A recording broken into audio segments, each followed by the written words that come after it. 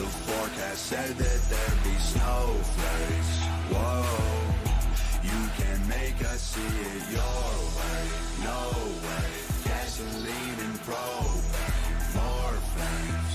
Oh no, no more snowflakes. We can all get along, but there's no stopping. Ay, everybody's wrong, that's the real problem. Ay, they don't want to hear it, but they still talking. Ay, soon enough, we running out of options. Ay, this ain't gonna end till it's in the coffin. Ay, we ain't gonna be friends till we try to squash it. Ay, I don't know how we can make amends or we drop it. Snowflakes melt when it's hot, kid. Y'all are so fake.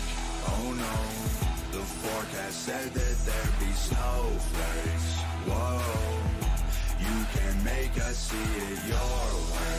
No way, gasoline and propane, more flames.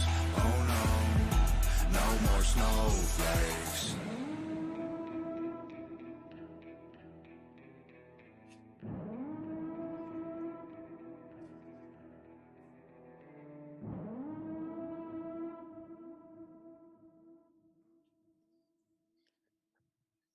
Good evening, ladies and gentlemen. Welcome to the Fab 4 and a half.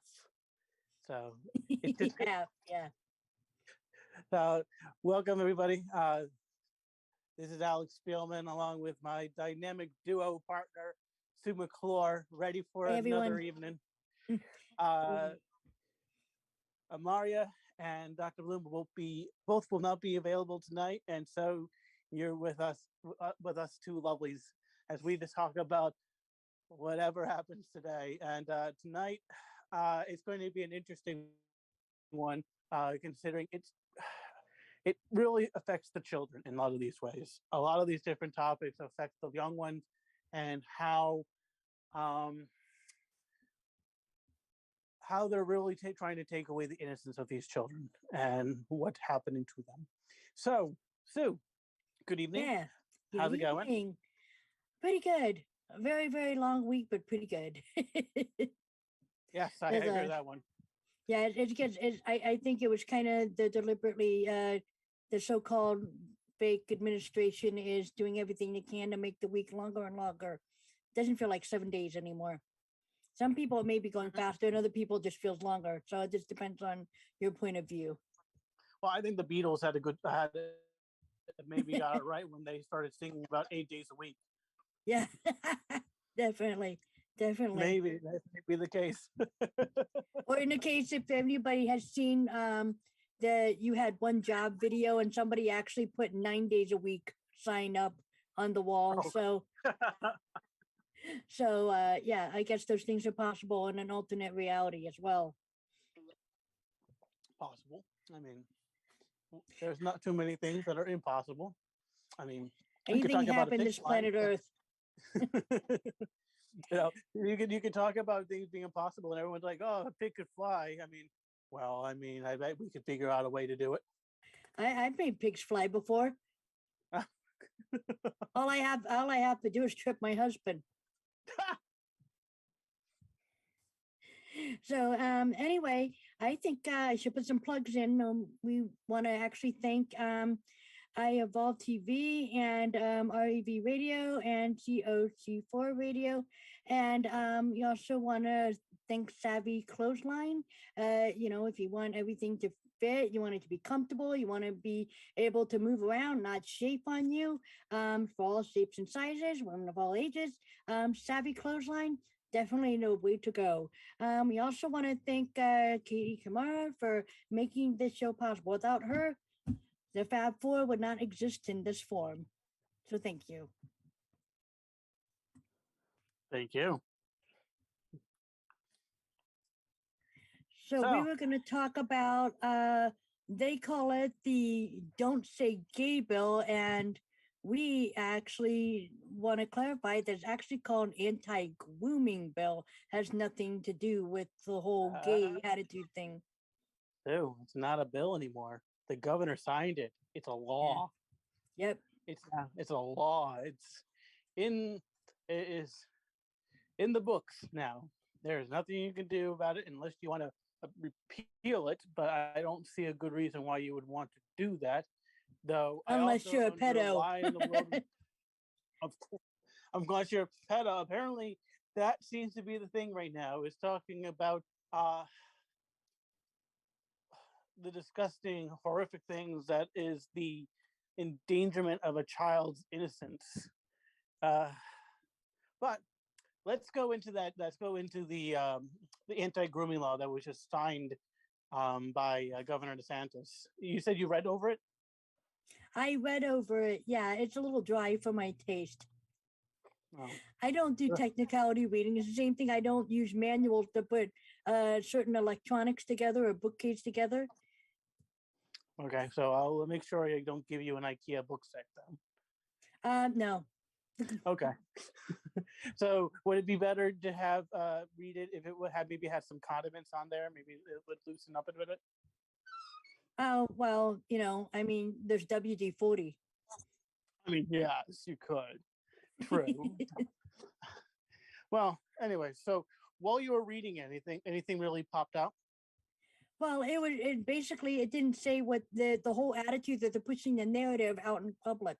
And so we have the left literally going haywire over this. And it's like, you can tell the ones who don't read it are the ones who literally go haywire over it, and they don't even acknowledge what's in it. And basically all it is just saying that they're just giving kind of, it's almost like a little instruction manual from what I gather, exactly what you can, what you can and can't say. That's all. And all of it's just common sense. Yeah, that's from what I understand. Yeah, and I think it's up to fourth grade, if I remember correctly. Yeah. So, which makes sense. I mean, fourth grade, at least at that point, puberty. Right? People you have kids starting to go through adolescence. And, well, that's around that time when you have to sit them down and say, well, your body's going to go through some weird changes. It may sound awkward, but everything is completely natural. And most likely you don't need puberty blockers, especially for children. Jeez. Yeah, everything's fine. You'll be fine. Yeah, I just think that personally, in my opinion, I don't think you should do anything. If the kids make their own decision, fine. But I don't think you should act on it until they're closer to adults. Oh, because yeah, a lot of the decisions are permanent. Then what? Well, and then you really can't do anything at that point. You're just kind of stuck. You have your life very, very, very messed up, Yeah, you don't want that to happen. Most people, yep. So what's interesting about this is that this actually started to cascade into Disney, because all of a sudden Disney has been very strongly opposed to this, which makes, in my mind, no sense whatsoever. They are pushing back at this as hard as they possibly can. And you would think that an organization that has to do with children and families. I mean, and families. I mean, it's just, I don't know. It's just that on what I call the side that doesn't have a ton of knowledge of how Disney functions, but on the outside looking in, I mean, just looking at the whole thing, Disney structure, you would think it has to cater to the family and the care of the children. They're supposed to care about kids, I mean, the whole thing is viewed on kids, but on the other side of now you're inside looking out, the reason why that they're pushing so hard on this, because they don't want any restrictions on what they do to kids or what they say to kids or how they handle kids. And that's where the showing in this whole bill has literally brought a lot of people's colors out, including a lot of different businesses and corporations. And, the saying when they say that when you go woke, you go broke, Disney's stocks aren't doing very happy. No, they're still nosediving today. Yeah, and then people are boycotting Disney. I mean, it's not working for them, what they did. It's I don't know if it's making them sorry yet, but we'll see in time. Mm-hmm. I mean, they're at this point where they're trying to basically break even. Yeah, I mean, if you look at Disney, at their stocks, within the last year, they have dropped over 46 points as of today. They started at a high in April of last year, around 189 points, and now they are just around 131 points. So that's a significant drop. Yeah, and it's going to that's get over the worse if they keep pushing it. Oh, if you read the manual, I don't know, Sue, if you ever read the manual of this is how you destroy your company. Yeah. Well, I mean, there's Ben Shapiro's book of how to destroy America in 3 easy steps. So they're doing it. They're doing it, yeah, but poorly. Yeah. And it's also kind of interesting is that Florida is not backing down when it comes to Disney. In fact, they are doubling down on Disney, saying, well, if you don't follow the law as it is currently, and you tell people not to follow this, well, then we're going to make it so that you cannot self-govern yourself anymore, which they have since the 60s. They have been out of the control of local government, county government. They have been able to run things by themselves ever since Disney World was a thing. And now they're saying, don't try it. Yeah, I think that they want to start putting inspections and things like that in there. They want to do a whole bunch of different things. Yeah. So some of the things that would would most likely happen, as from what I understand, I may be wrong, so correct me if I'm wrong. They're going to have to be under proper building codes. Yeah. Because they're self-governing, they don't have an engineering department that was, through governmental structures, right? Because they're self-governing. So they have their own engineers, they have their own architects, they have their own everything. And now, if let's say they remove the self-governing, well, then you have governmental bodies coming in and checking every nook and cranny within that property, making sure everything is up to code, which could be considered pretense for other things.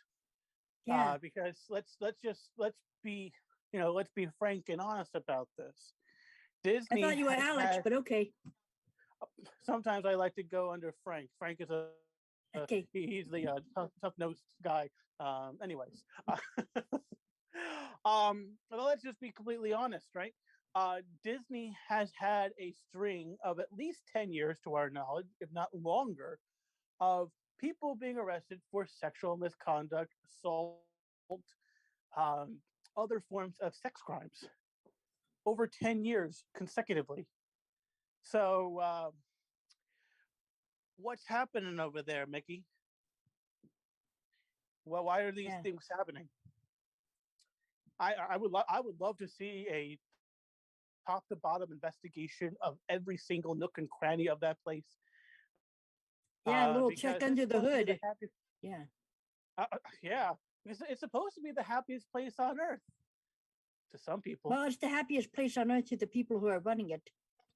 They didn't say, see, they said it's the happiest place on earth, but they never specifically said for who. I think so, yeah.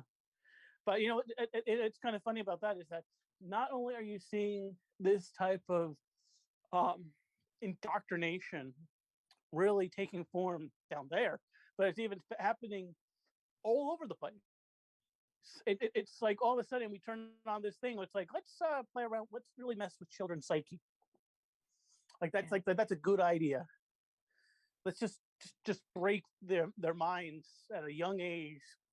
So, yeah, we can manipulate them more. This is a very personal topic to me, and I know this would be a very personal topic to anybody who has children. Yeah. So to what end, do you want to tell the audience to what end to breaking all of these kids' minds, especially in a mass way, like at a school and things like that? To what end? Yeah, to what ends? We're talking about breaking millions upon millions, if not billions of kids' minds. Yeah, To me, I do not know what their end goal is. All I know is that it is, and I don't use this word lightly, it's evil. I think Yeah. it is pure I think evil. it's for evil energy. I think it's just there for the evil energy exchange, that the reason why they're doing it. And I think that we know that there's certain higher ups, creatures and beings, if we want to go down that rabbit hole, that's starving. They're starting to starve, and they're doing everything they can to basically buffet it up. Um, they didn't know what's coming. Yeah. So that's just my opinion of I, what's going on. The whole loose thing that they want to I bring was around. I was just about to go Yeah. there. The whole bringing of the loose, and they do that because they want, for example, they want war, for example. And there's ships, there's beings, we're going to go a little deep here. There's ships, there's beings out there that will actually go down when there's a battle in order to collect the loose, the negative energy. And it's the fact that they knew that they kind of were starving a little bit more when Trump was in power, because they didn't get the same amount of loot. It was like it's kind of like what they're trying to do to us now with stores, having some scarcity.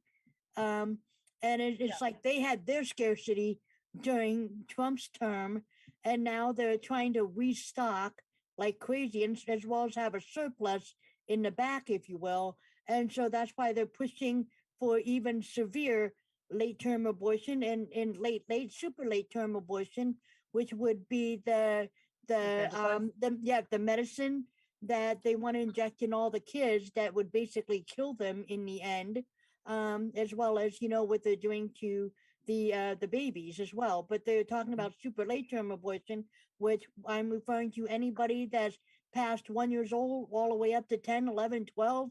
You're just killing the kids. So a lot of people have been tricked to kill the children, and unfortunately, Yeah. but they need that energy. It's like what I've said many, many times. A smile a day keeps the archons away. Yeah. They can't take positive energy because it's just too powerful for them to deal with, especially pure positive energy. We're not even which is from the children. The children have the most. They're the kids are actually more powerful than people will ever know. And that's why back in the old days, we're even talking about the 1400s or back further, children's lives were constantly cut short. Even back then, they were immediately put into hard labor, hard work, and all that, until all the way up to around, the times when we were around, they started making laws about, child labor laws and things like that kids can't be, working ridiculously hard. But instead, they decide to put them in school and indoctrinate them. You found that more useful. Yep. Much easier to control them then. Yeah. And that was the basis of the program that we are all living in right now, which is systematically being deconstructed at this point. Yeah. And it'll feel weird. A lot of people are very comfortable with you see, here's the thing. That people wake up the same time, and we're talking about the ones who have work in a corporation. They're used to working, that's the programming. You wake up the same time every morning. You have your routine, whether you eat breakfast or not. You have your morning routine. You have, your work routine. And then when you go home, you have your, evening and afternoon, routine, and you have your bedtime routine, and it starts it all over again. These routines you get comfortable with. And if there's any change, it makes you feel uncomfortable. So how our country has been run is a specific type of routine that we had for well over 60 years. And so now that routine, well, I only know 60 of it. But what I'm saying is that now the routine is being broken, and that's why a lot of people are fighting against it, because this uncomfortable push is coming into their reality, and they don't like it. They like things to just be comfortable, even if it's comfortable / uncomfortable. Like nobody likes to pay their taxes. Nobody likes to even pay taxes on the house that they've already paid off years ago, and nobody likes these things, but they still do it because of the forced routine that's in it. They're just used to it. Almost like Stockholm syndrome. Yeah. It's actually a lot like Stockholm syndrome. You have fallen for the person who has manipulated you or captured you. Yeah. And the minute you give them freedom, they can't handle it. Yeah, because they're so used to the confinement. That's why for example, when you're releasing an animal into the wild, you have to do it in stages. You just can't drop them in the middle of a forest. Yeah. You have to, first you have to put them in an environment which is similar to it. And then you increase the distance, and then you get them familiar with the entire, climate and environment of it. And then after that, then you let them go. I'm abridging it, but that's generally how that works. Well, they do it to the animals, especially the wildlife rescue. And when they have to rescue certain animals, especially when they're at a young age, and they have to take care of them up until the point where they're old enough and strong enough to fend for themselves. They have to do it in stages. They can't just throw them out in the woods, They wouldn't be able to take care of themselves. Yeah. So it's kind of the same thing. A lot of this that's going on in our country is gradual, because can you imagine the shock if they said, well, we are just going to run the United States exactly this way overnight?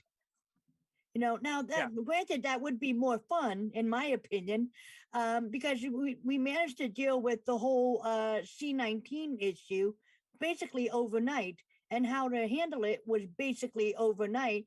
We could probably handle it overnight, but this is a little more than just putting, a face diaper on and, standing in line. This is a lot more involved, because now you're going to have your entire morning, afternoon, evening, bedtime routine literally changed.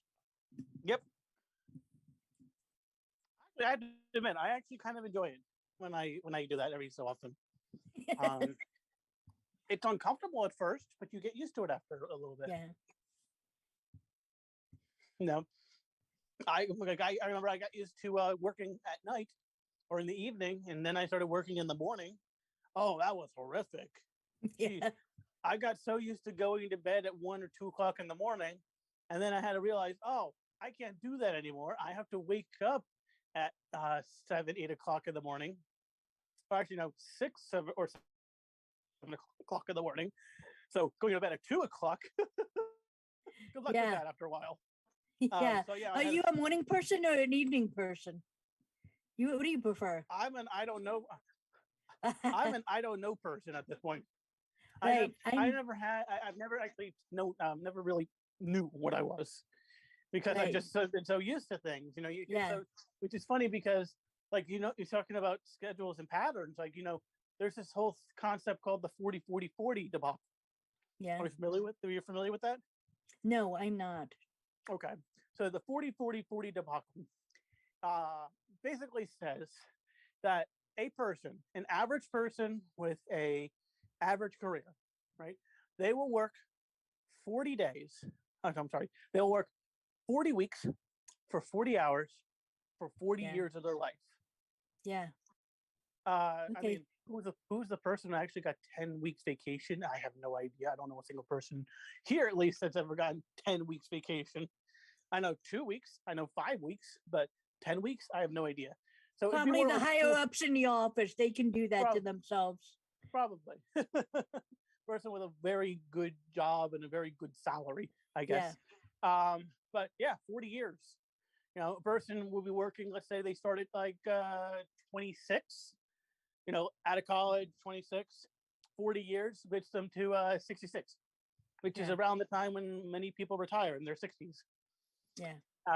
And then we have 40 hours. Well, the 40-hour work week. Yeah, in some cases more. More, yeah. But that's your average. Yep. We're not going into extremes. There are people who work, 12 hours a day, or they'll work 20 hours, or they'll work 48. They still live in their mom's basement. Eh, I wouldn't know. Yeah, I wouldn't know. Not them. Well, for the audience, if you care or not, but I'm actually I usually say that I'm a morning person if morning starts at noon. So Well, I think that is similar to a drinking saying, which is it's 5 o'clock somewhere. yeah. So it's probably noon somewhere. Yeah, definitely. Then Morning. midnight. Yes. Yes.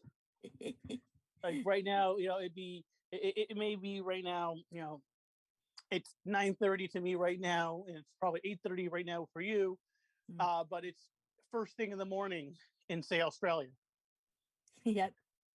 Yeah, Which, absolutely. mm-hmm.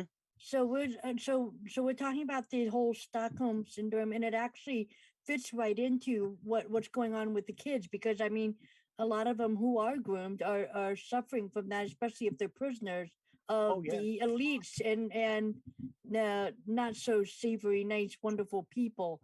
So so do we kind of talk a little more into what's going on with now that it has touched actually the school system as well? Oh yeah, horrifically. There's a lot of changes that are being introduced in a lot of these things, and many times what they're doing is that they use a lot of flowery and colorful words that just sound beautiful. Like it's very much how they do with politics, right? Like for instance, when they talk about the Patriot Act, well, that has nothing to do with patriotism. Or they talk about the Freedom Act, well, it has nothing to do with freedom. It actually does Or the the opposite of freedom. infrastructure bill, which is Or the it doesn't climate do anything. change. But yeah, it's like okay, let's do the exact opposite of that. Like Yeah. so exactly like when they talk about inclusion. Well, we're inclusive to one group, but we're excluding or we're putting negativity towards another. There's no reason. I can understand including other groups into things, but Well, actually, when you listen to anybody in office talk, except maybe certain ones that are good, as far as I know, Yep. but when we hear them talk in office, try to look at them in a perspective that they're talking to their fellow politicians and their fellow, wealthy class, ultra wealthy class, the 1%. Look at it from that standpoint, and you'll see that they're not really talking to we the people. They're actually talking to them most of the time. Yep. 100%. So that's a perspective there. It's a good perspective. It's a good way to understand what's going on. So this bill in Jersey, huh? Not a bill. It's a law. It's been It's a law now. Okay. It's been a law since 2020. Okay. It's been, but they made it worse. They decided to make it worse, though. Oh yeah, much worse. Yeah. So back history, real quickly. It originated in California in 2012. The sexual inclusive. It also included the diversity of the LGBT community. I have nothing against the LGBT community. It's, of course, once again, it's one of these things where they mention one thing, but they do it completely differently. I have no problem with a person's preference or their expression of how they do so. My problem is when they press it upon people who do not wish about it to themselves. Anyways, so it started in 2012. They ramped that up in California in 2016, which happens to be right around the time then we started seeing workshops and other forms of interest meetings and just displays in the education world here. Now, that really didn't become too much of a thing until 2018, where they started really bringing this to like the school union, teachers union, to their different workshops they did. And it eventually became law in 2020, where they were going to first do pilot programs in the winter semester of that year. They did the pilots in the winter of 2020, and they were going to start it in 2020, 2021. Well, that never happened because COVID. And so what they did was that they pushed it from 2020 to 2022, which is where we are right now. They're going to be starting to really ramp up the rollout of a lot of these things in the fall of this year. So that would be 22 and 23. And some of these things are rather graphic, especially for 2-year-olds, not 2-year-olds, second graders, fifth graders, eighth graders, high schoolers. I mean, when you're in high school, I would not be surprised that some of these topics are not that unfamiliar with you. But for second graders, fifth graders, I mean, we're not talking like mature adults. We're talking little kids. Yeah, no, I think I think to make a little correction, the grade I believe actually starts at some of it's actually kindergarten studying. They're studying at kindergarten, and yes, so yeah, they're starting. Yep, it's K through 12. Yeah, and granted, there is opt-out options for these things, but we're talking about a curriculum that, when introduced, will affect every single subject matter, whether it's language arts, mathematics, science, social studies, health, gym, music, art, right? We're talking every single particular topic, including core classes. And core classes are required classes that you have to pass in order to graduate. Right? So we're basically talking about jeopardizing any child, any student's future because of this inclusiveness, which there may be people there which don't like this, which they're right. If they don't approve this, they don't think their children want to go through this, that parent has all the right, in my mind. So yeah, I mean, they're not. I mean, even though they could opt out, they would have to literally opt out the entire school. A lot of parents don't have the luxuries of like homeschooling, for example, because they have to work. Yeah. So now it's like they're forced to be stuck between: do I subject my kids to this, or, do I come up with some of the other options? Yeah, exactly. It's just horrific. I know a lot of parents that I've talked to that are considering pulling their kids out of district, which I completely understand. Yeah. And I'm just going to be, full disclosure on this. I am actually in the process of running for school board in my town. Perfect. I'm just going to be completely transparent on that. Yeah. And I think it's great. I'm looking at this as a person who has gone to school to become a teacher. I have an associate's degree as an educational practitioner, and now I maybe have never used my degree in the professional field.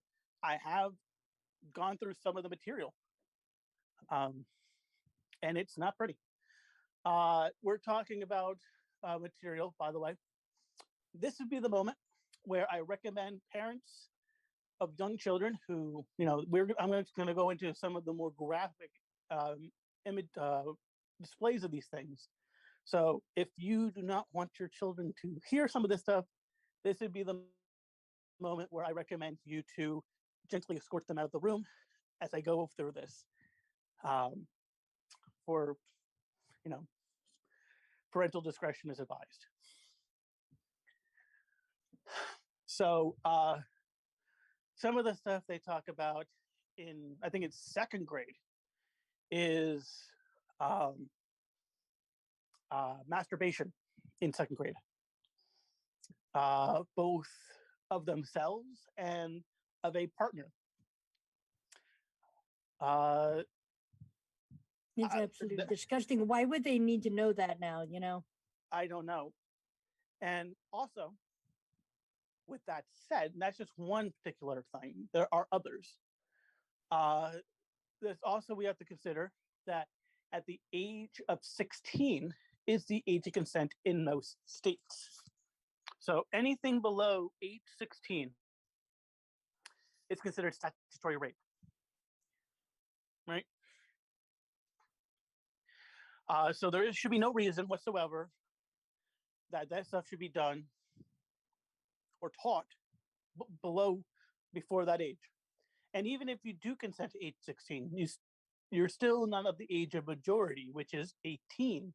So you're not a full adult. So the parents would still have to be involved in some shape or form, unless you have some laws that are currently on the books or currently going to be on the books, which prevent that from happening. Which I could think of a few. I can't name them right off the top of my head, but I know that I remember reading a few of them, which are basically prevent that from happening. I mean, when we were growing up, this stuff was considered illegal to teach the children, and you would find some jail time. Now they're doing everything they can to make it normal. Yeah. So, okay, so most states, the lowest is 16, some are 17, some are 18. Okay. And that's in the United States. I believe the lowest age of consent I've ever seen internationally is, I think, Japan. I believe Japan age of consent is 12. Wow. But that's low. That's very young. Yeah. Well, I thought that they had something in the Middle East or something that was roughly about that age. I don't recall at this moment. Yeah, I do. But still, age of consent, right? So we're talking about sexual acts before the age of consent. That's a big no-no.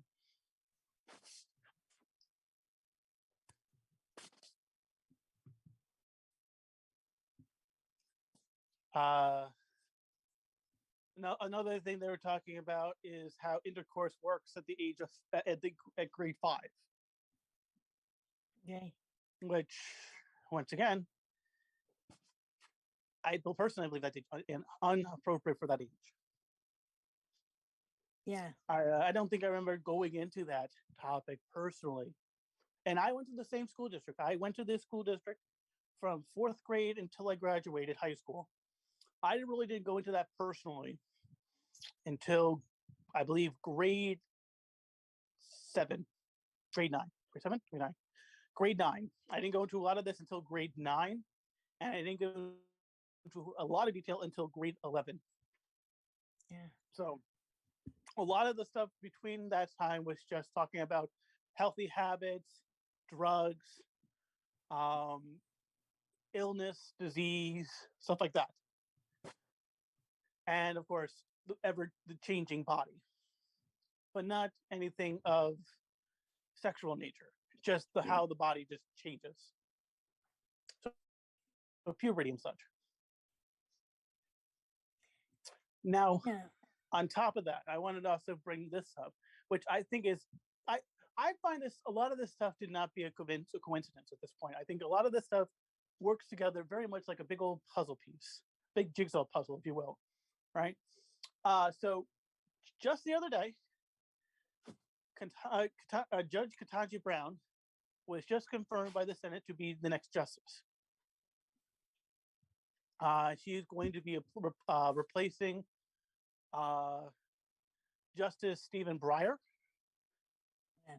Now, what was the biggest complaint about her? Do you remember? Well, besides the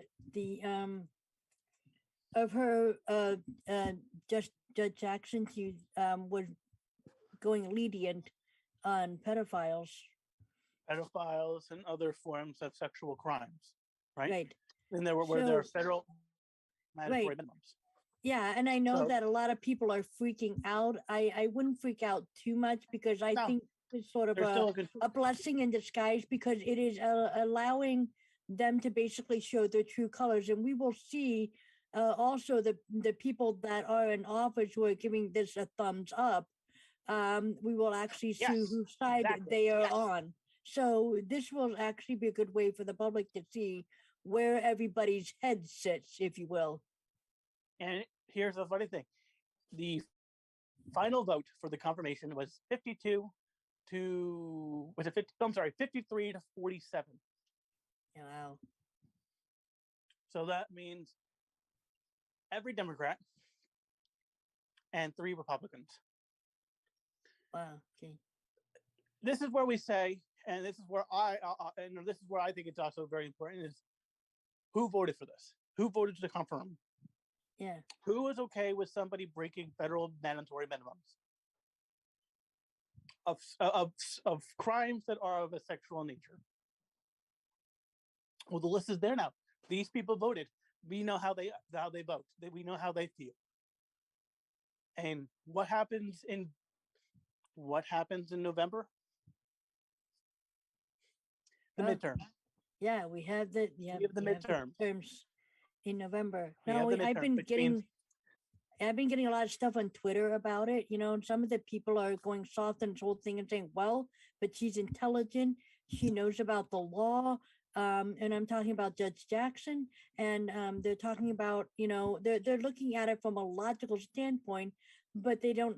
But I had to kind of remind people. They said there are a certain sentencing guidelines that they have for these things, and if you're a person that's against this, you would go for the maximum, I would think. And if you even could push it further to maximum, you would. I mean, that should be the attitude behind it, but at least go with the guidelines. And a lot of people are not understanding what actually goes into the whole pedophilia side of the circle, if you will. A lot of people do not understand that there's actually real children involved, and they go from infant, and it can go easily all the way up to whatever pre-teenage age, and they're actually having horrific things done to them while they're screaming, crying, and bleeding, and possibly getting killed in the process. And these are things that they pass around in the dark web, especially. You're not going to find it easily on the main setup of the internet world. So you would find these things in the dark web. Have to dig for them. Yeah, you have to dig very much. Otherwise, it gets passed from what they call word of mouth, if you will. But a lot of times that's risky because you could accidentally be talking to someone that could turn you in. So a lot of times it's just easier to kind of push into certain dark corners of the internet. And the fact that how do you come up with, if this was, put it in perspective, if this is a small organization, how would you come up with, 60, 90,000, 100,000 and millions of photos and videos of this sort of thing if it was a small organization? This was actually one way that they were trying to bring out into the public. We're talking about the good people that are in Congress that are at least outing and letting people know that there's 20 to 40,000 worth of videos and pictures and things out there to give you an idea how big this is. Yeah. How big a problem it is. So, and you know what's funny is that we were talking about how there is a Senate races up. We have the midterms, right? 35 senators are up for 35 seats are up this year. That's about a third, roughly a third. So, we know a lot of them aren't running because we know a lot of them aren't running because they know what's coming down the pipeline. So here's the name of all the states that are currently dealing with Senate races. All right. And I'm going to go from the Pacific coast to the Atlantic coast. Okay. So first of all, I'm just going to do the ones that are not part of the contiguous 48. We have Alaska up. We have an Alaskan race happening. We have a Hawaiian race. We have Washington, Oregon, Idaho, Nevada, California, Utah, Arizona, Wyoming, North Dakota, South Dakota, Kansas, Oklahoma, both seats of Oklahoma, Wisconsin, Iowa, Illinois, Missouri, Arkansas, Louisiana, Illinois, Kentucky, Ohio, North Dakota, North Carolina, South Carolina, Georgia, Alabama, Alabama, Mississippi, Florida, New York, Maryland, Vermont, New Hampshire, Connecticut. A lot there. Yeah. And a lot of those seats, a good chunk of those that are running are people who voted to confirm this judge. So let your voice be heard. If you approved it, disapproved it, November, even the midterms. If there are people who are running in the primaries this year who are currently being primaried. You have senators who are currently running for election that are being primaried. One that I know on top of my head is Liz Cheney. I know she is running and she is going to be primaried. I'm not sure if she's senator though. Oh my goodness. Wow. Yeah. So, I mean, you know, I don't mean to sound like how Biden says it, but we need to get out and vote and literally break the whole voting algorithm. I mean, they want us to literally go out and vote. If they, I mean, right now when they were messing with the elections and all that, you know, and you know they're still working on the whole election fraud case and thing. But one of the things is if we go out and vote in droves and we vote a certain way, they're going to have trouble faking it the way they have done last time if there's just too many pushing, you know, leaning a certain direction. And I hope we lean towards freedom. So yeah. Correction. I want to make a quick correction. Wyoming is not a Senate race. It's Colorado. I apologize. Okay. Awesome. Yeah, there's a lot of stuff happening. We have, for example, the pro tempore of the Senate, who is Timothy Leary.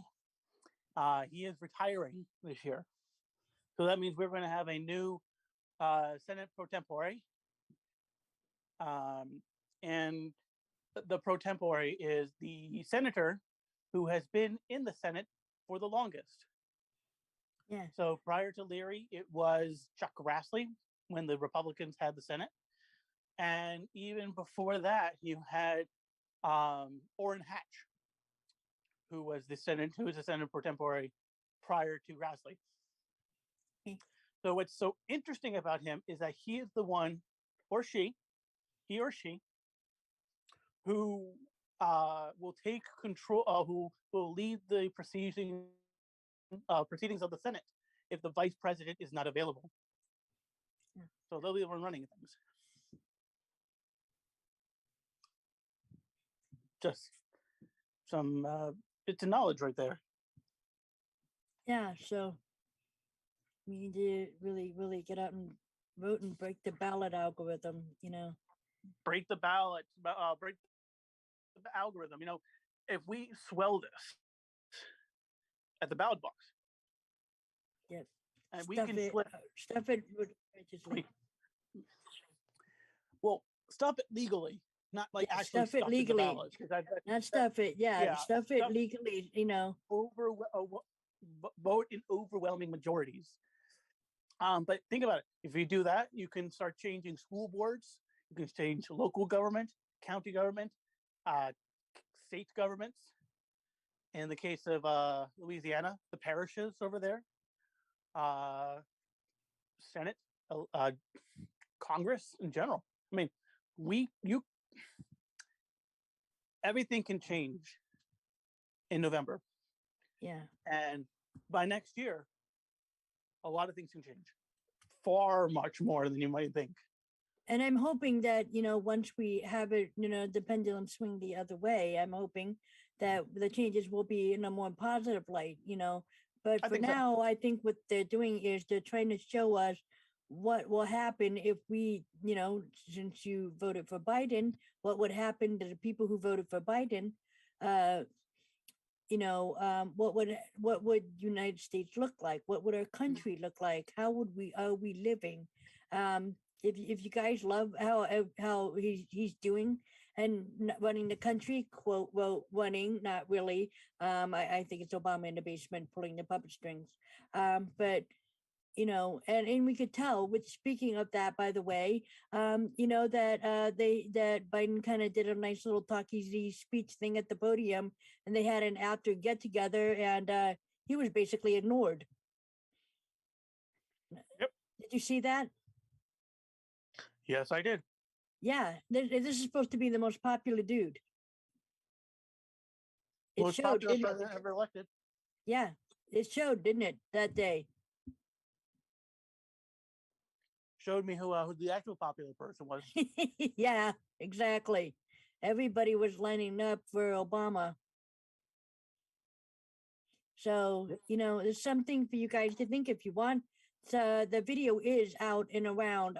They're constantly scrubbing different types of videos all over the internet that shows these sort of things, but you can see how he kind of wanders around and nobody wants to talk to him and hang out with him. So he's not part of the cool. He's not part of the cool club. Yeah. And that's a president. He's supposed to be at the top of the chain of the cool crowd. So if you look at how people reacted and treated, Trump when he was hanging around crowds of people versus Biden, you should see the difference in the attitude. And it's the same thing when we were showing about the military, when Biden visited the military, they kind of just sort of sat aloof, not gave him a ton of attention, versus when Trump was there, everybody was, totally wanting to shake his hands. Well, I mean, even if you look at the inauguration, right? The National Guard and other military forces that were there. Yeah. Excuse me. They turned their back on him. Yeah. Which is a clear body language sign of what is actually going on. So, so if any of you out there actually think that he's popular, you might want to look at some of the signs that's been going on throughout the year, see how he's being treated. I mean, I'm going to trust the science on that. The body language, the science of body language. Yeah, absolutely. Can't fake that usually, unless you're trained to do so. And some people are, unfortunately. So, I mean, it's just how people are seeing how the world works. And like we were talking earlier, we were talking about how people are conditioned to seeing a certain way, and we were conditioned that for so long that, we were just, not ready sometimes to see things differently. And we're literally going to be forced to, whether we want to or not. Yeah, definitely. And it's coming down.